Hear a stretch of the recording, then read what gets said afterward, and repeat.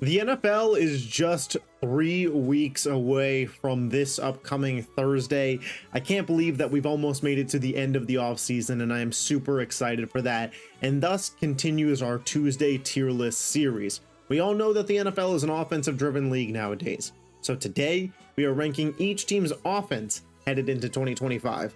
Next week, defense. And then we will be at the first initial Tuesday tier list power rankings. We're that close. Let's rank some offenses.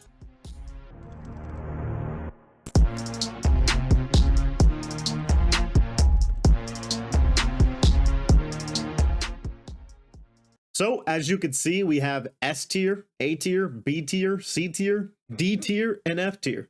Pretty simple as that. And we're going to start, of course, with the F tier. The first team I'm putting in there is the New Orleans Saints. Listen, the offensive line has some good young pieces. I like Calvin Banks. I like Fuaga as a tackle duo going forward, but ultimately, aside from that, the offense does leave a ton to be desired. Spencer Rattler and or Tyler Shuck at starting quarterback. Alvin Kamara still solid, but getting up there in age. Chris Olave's decent, but some health concerns. I just don't see that this offense puts it together this season to have a really, really good year. I have them in my F tier as well. In my F tier is the New York Giants. Russ, Jameis, Dart. I just don't see any of them being highly effective this year. Scattaboo dealing with a hamstring injury. You have Tyrone Tracy. I love Malik Neighbors, but Malik Neighbors alone wasn't enough to move this team out of the F tier in terms of offenses. I think when it's all said and done at the end of this season, this team is going to be a bottom 5 offense in terms of yards gained on the season. We move forward to the Cleveland Browns, who Joe Flacco, Shador Sanders, Dylan Gabriel, Kenny Pickett. Again, a theme here. Quarterback battles between guys that are good to mid usually doesn't mean that you're going to have a good offense. We'll see what the deal is with Quinshon Judkins. The case was dropped, but the NFL is still doing an investigation, and he still hasn't signed a contract. You have Jerry Jeudy. You just signed Isaiah Bond. You have Njoku, but at the end of the day, this offense just isn't screaming exciting to me. The New York Jets, Justin Fields was like 1 for 5 in his preseason game on a drive, and I get it, it's a small sample size, but a 20% completion percentage against a lot of backups is not something to be excited about. Again, the foundation that the Jets are building I enjoy, but I just don't think the offense is going to be that great this year. I got Tennessee in this tier too. I actually do believe in Cam Ward, but his weapons room outside of Calvin Ridley is pretty bad stuff. The offensive line I don't love, and Tajay Spears dealing with an ankle injury now too, so not going to be great. And I got the Colts in this tier, man. Simply put, I don't believe in Anthony Richardson or Daniel Jones. The offensive line is decent, and I do like Jonathan Taylor, and Tyler Warren looks like a star, but again, ultimately, what is this offense's production going to be this year? I think they're worth an F tier spot, but I'd get it if you wanted to push D tier for them. Moving into the D tier now, we are going to start with the Miami Dolphins, and this just kind of has to do with how I feel about Tua Tagovailoa, guys. I don't feel that he is capable anymore of leading a high-level offense. The offensive line got worse. He can't stay healthy. Devon Achane dealing with a calf injury. Tyreek Hill's a big question mark. I don't love Mike McDaniel as a head coach, so at the end of the day, maybe the Dolphins surprise me and they get back to where they were 2 years ago. But I really feel like that was the peak of what Miami was. That was the climax under this Tua Mike McDaniel era. And we are going to continue to go downhill. I got the Pittsburgh Steelers in this tier as well. Aaron Rodgers at 41 years old.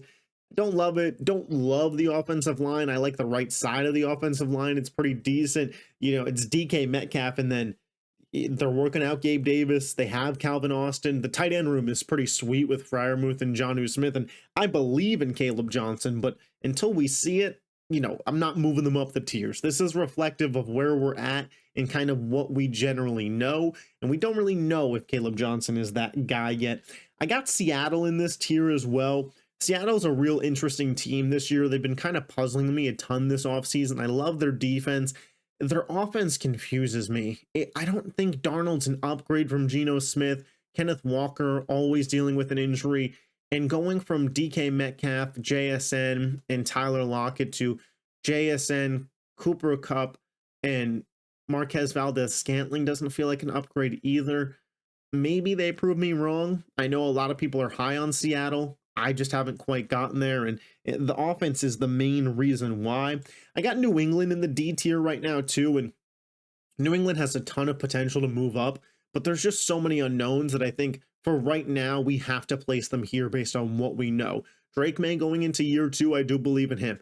Travion Henderson's looked very explosive, but will that translate to the regular season? I'm not sure. Stephon Diggs, Kyle Williams, both kind of question marks on what they'll be this year. I like Hunter Henry. The offensive line is pretty bad on paper, and we'll see what Will Campbell can do, but there's just too many question marks, and based off of what we saw last year and know about some of the guys that are there, I couldn't put the Patriots any higher than D tier just on potential alone. And then I got the Carolina Panthers in this tier, and kind of similar to the Patriots, man. Like, there's a lot of potential. Tedderell McMillan in this, offense.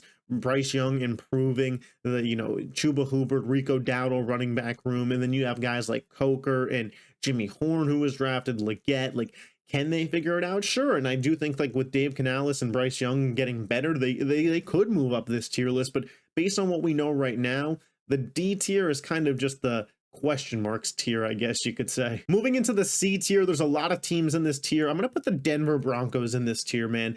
Bo Nix, I think, is a really solid player, and they do have one of the better offensive lines in football. The weapons room does leave a decent amount to be desired outside of Cortland Sutton. Marvin Mims, Troy Franklin are those guys, Vele, that you really believe in. Personally, not me. Evan Ingram, I think, is a nice name, but I don't think the production is going to be quite that high for him. And then the main talking point of this Broncos offense that we're going to figure out is the running room. Is this a two-dimensional offense? I don't know yet. But Dobbins and RJ Harvey look to be better than what they had last year. If so, we could revisit this midseason and certainly move the Broncos up. But for right now, to me, this is a C-tier offense. And by the way, Broncos fans, if you're mad about this, just go check out my AFC West preview and predictions video where it's much more predictive of what I think is going to happen, whereas this tier list is more of where things currently stand at this point in time. I as well got the Minnesota Vikings in this tier. This was about as high as I could put them, knowing literally nothing about their quarterback situation. I love Aaron Jones and Jordan Mason running back room. Jefferson, Addison, Hawkinson, Naylor, Felton. Like, I love the receiving options. They do have one of the best offensive lines in football. Kevin O'Connell. It's just, we don't know shit about JJ McCarthy yet. And when I don't know shit about your quarterback yet, it's really tough for me to put you higher than a middle grade tier until we see it. I think it's possible by the end of this season. Seriously, Minnesota's up to an S or an A on this tier. But for what we know, like, this is where I have to put them at this point in time. Got the Vegas Raiders in this tier as well. Geno, I think, is a solid C-tier quarterback, so I think he could lead a C-tier offense. Ashton Genty looked way better in preseason week 2. Bowers looks like an absolute monster. The offensive line is middle of the pack to bottom half of in football, and the receiving core, I got a lot of question marks, man. Jacoby Myers is solid, and they got a decent amount of rookie options, but we got to see how it pans out for them. I got the Arizona Cardinals also in the C-tier. Kyler, it's like any given week he could be a S-tier quarterback, any given week he could be a F-tier quarterback. You just don't really know what you're getting week to week. James Conner, pretty underrated. Marv, does he break out in year 2? Maybe. Trey McBride, solid. And again, kind of a middle of the pack offensive line. I got the Houston Texans in this tier, man, and again, this isn't predictive because I do believe that the Texans offense is going to move up to B or A tier by the season's end, but with where they're at, a lot of question marks regarding the offensive line. Is Nick Caley going to be a good offensive coordinator? And outside of Nico Collins in that receiving room, who's going to step up? I like Higgins, I like Noel, but we got to see it to believe it. But you still got Stroud, Mixon when healthy, and Nico Collins, which is a good enough offensive core to earn you at least a C tier in my estimation. I got the Chargers in this tier as well, man. Again, similar to Houston, I think that they could move up a tier or two, but we got to see it. Justin Herbert is obviously really solid. The Rashawn Slater injury does ding this team a decent amount. And a receiver outside of Ladd McConkey, is it going to be Trey Harris? Is it going to be Keandre Lambert-Smith? Is it going to be Quentin Johnston? Is it going to be Keenan Allen? Shit, I don't know. Tight end room, I don't know. O'Marion Hampton, love the prospect, but again, a rookie. Can we see it to believe it? So, I think the C tier for this team is a more than fair ranking. And then I'm putting the Jags in this tier as well. Trevor, big question mark. Big question mark. Brian Thomas is going to be an absolute stud. Travis Hunter's one of those rookies, kind of like Genty, where we don't know, but we know like how talented he is. Liam Cohen obviously led one of the best offenses in football last year in Tampa Bay. The running back room, while there's not a clear-cut guy, Etienne, Bigsby have both looked pretty solid this offseason, and the offensive line does leave some to be desired. So, we'll see. I think that the Jags are going to be in a lot of situations where the offense has to perform, and it's going to force them into statistically being a better offense, but we'll see if it actually pans out. The B tier, man, I'm starting with the Chicago Bears, and yeah, there are some question marks with Chicago, but what's undeniable is the amount of talent on this offense. Caleb Williams was the #1 overall pick for a reason. The offensive line per PFF is top 10 in football. You bring in Ben Johnson. We know that DJ Moore is talented. Roma Dunze was a top 10 pick for a reason. You have a Luther Burden. You have a Colston Loveland. You have a Cole Kmet. You have a plethora of running backs in that backfield. It's very possible Chicago bumps up a tier or two by the end of the season, but I think B tier is more than generous and more than fair at this point in time. I got the Niners in this tier as well. As long as Purdy, McCaffrey, Kittle, and Trent Williams are healthy, this could be an A tier level offense. We'll see when Ayuk gets back. Ricky Pearsall has been decent. Jawan Jennings, right now with all the injury concerns for this team, San Francisco at the B tier feels about right. I don't love their offensive line outside of Trent Williams, but Kyle Shanahan calling plays. A month into the season, if they're healthy, you could easily move the Niners up, absolutely. But off of what we know, we got to do that. I got the Packers in the B tier as well.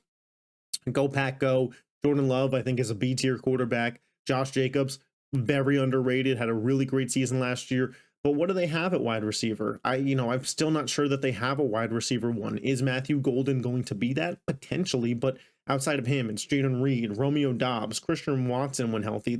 Those are all 2 to 3s in the NFL. I like Tucker Kraft. It's a solid offense. It's a B tier offense, man. I got the Atlanta Falcons in this tier. If Michael Penix is a hit, this team could certainly move up to an A tier level offense. When you look at weapons like Bajan Robinson, Drake London, a decent offensive line, Darnell Mooney, who's pretty slept on. Could Kyle Pitts kind of be unlocked? There are a lot of question marks with this Falcons team, but they also have a top 3 running back, a top 15 wide receiver. They're really, really solid, I think, especially if Penix just kind of is what he was last year from the offensive perspective. And then I got the Dallas Cowboys in this tier.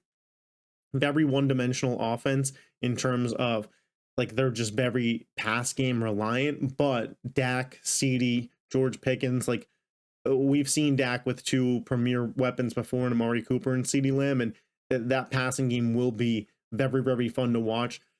Real lack of a run game, real question marks on the offensive line and health, and can Tyler Booker replace Zach Martin? But again, I think B tier is a fair ranking here. We get to the A tier. I'm going to start with the Los Angeles Rams. It could be S tier. We'll see. The Stafford back injury did dink them a little bit for me, but again, on paper, Stafford, Devontae, Puka, Kyron Williams, McVay running plays, a decent offensive line, has all the makings in the world to be S tier. Just where we're at, the damn recording, Stafford did start practicing again, so maybe that's good news, but I don't know. He just hasn't been practicing for a long amount of time. Tampa Bay's in this tier as well. When you look at the Buccaneers, man, Baker Mayfield, I think he's an MVP candidate this year. Bucky Irving, Rashad White, Mike Evans, Chris Godwin coming back from an injury, Emeka Ekbuka, who they drafted, Jalen McMillan, and a really solid offensive line. This is going to be one of the more productive offenses in the NFL. There's no doubt in my mind about that. I got Washington in this tier as well, man. Jaden Daniels could be an MVP candidate this year if Washington does what they did last year. The rushing ability that he has really opens things for Brian Robinson, who might not be on the team, and then it'll be that Jacory guy, Eckler. They got to get Terry back to be in this tier. Without Terry, they're probably down here, maybe even down here without Terry, just without a true wide receiver one.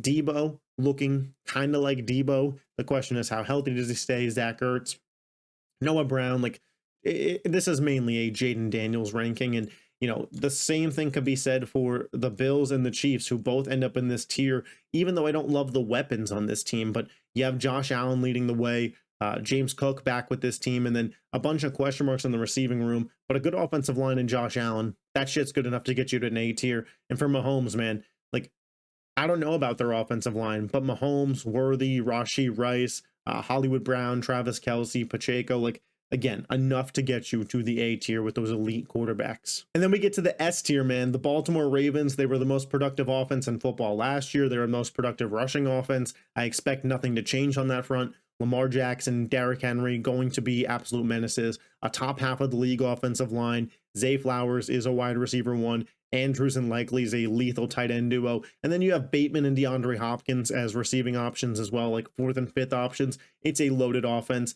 The Bengals, man, listen, Joe Burrow, Jamar Chase, T. Higgins, Chase Brown, like that is an offensive set of guys that are going to produce. I don't love the offensive line, but at the end of the year, like this is going to be a top 5 statistical offense in football. Maybe some of that's due to the fact that their defense is so shit, but like Joe Burrow produces, man. The Detroit Lions, you know, I thought about putting them in A tier because of Ben Johnson being gone, but then you look at the talent, man. Jared Goff's a top 10 quarterback. Jahmyr Gibbs is a top 3 running back. You pair him with David Montgomery, it's the best running back duo in football. Amon-Ra, Jamison Williams, Sam Laporta, Isaac Tesla, who looks really good. A top tier offensive line, even with Frank Ragnow being lost. You got to give Detroit the benefit of the doubt until you see them otherwise. And then the defending Super Bowl champs, man, the Philadelphia Eagles, an offense that in back-to-back games in the NFC Championship and then the Super Bowl went over 40 plus points. You know, Jalen Hurts, Saquon Barkley is the best running back in football. Jalen Hurts is a top 5 quarterback. To me, AJ Brown and Devonta Smith is a top 5 wide receiver duo. Dallas Goedert's underrated, and you have the best offensive line in football. Like that is a top tier offense. So these are my offensive rankings as we head into the 2025 season. Again, these are not predictive. This is where we are currently at. You know, it's a fluid list. I think there's a lot of room for movement for some of these teams based on what we see early on in the season. And then, you know, maybe mid-season we'll make an adjustment to this list, but I want to be clear. None of this was really predictive. This is just kind of where we're at with what we know about these teams. Be sure, as always, to let me know your thoughts in the comment section down below. If you love the NFL and you're not yet subscribed to this YouTube channel, hit that button and I will catch you next time. Peace.